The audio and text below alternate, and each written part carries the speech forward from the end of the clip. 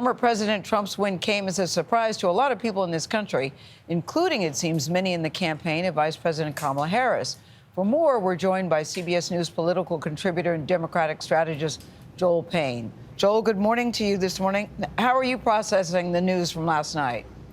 Oh, Gayle, I'm feeling about how every Democrat is feeling around the country, a little shell-shocked.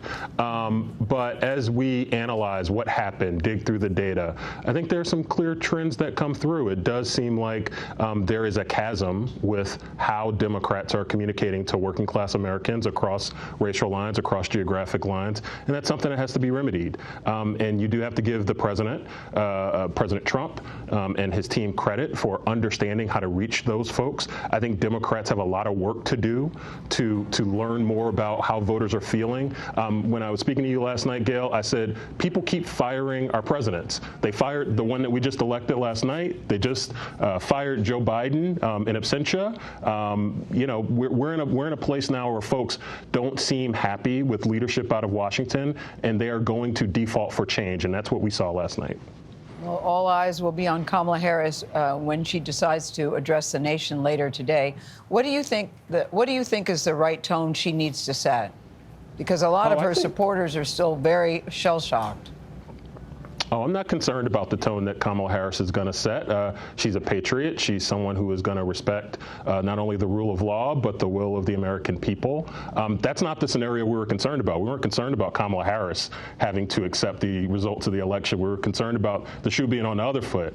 I think that she will find her way to bind together the feelings of her coalition, to explain what this means for Democrats, and to also, send well wishes to the incoming administration to actually be genuine in any desire to bring the country together. I heard the conversation earlier with Tony, and I understood what he and Caitlin were saying related to how the sun still comes up today. But I will tell you, for millions of Americans, they did not sleep last night, and they feel targeted, and they feel vulnerable, and that's real. And they feel like they have a president-elect, presuming a president-elect who does not want the best for them and their family. I love people in my life who both voted for Donald Trump and also feel vulnerable today. And I'm sure millions of Americans feel the same way. So, Joel, let me ask you, Tony was talking about concession speeches. I recall as a child hearing Ted Kennedy's concession speech where he said the dream, I'm paraphrasing here, the fight goes on and the dream will never die. For you and for the people in the Democratic Party who are thinking about what is going to happen over the next 4 years, given that CBS News is projecting that the Republicans could take control of the Senate and possibly the House of Representatives, are you disheartened? Are you disillusioned? What is your fight, the Democratic Party's fight, going forward, given that we might have a unified government? Well, I'm not disillusioned because I still believe, and I've said many times, there is a majority of this country that does not like Donald Trump. Now, it does seem like Donald Trump has grown his share of the electorate who believe in him.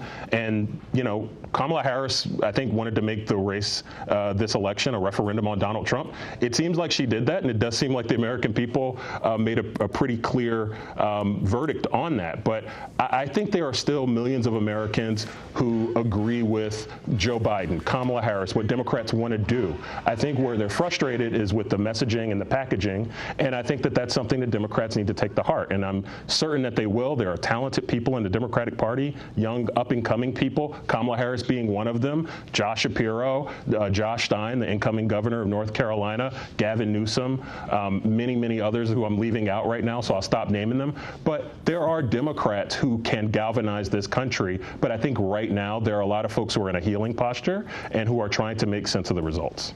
Was Wes Moore the name you were searching for?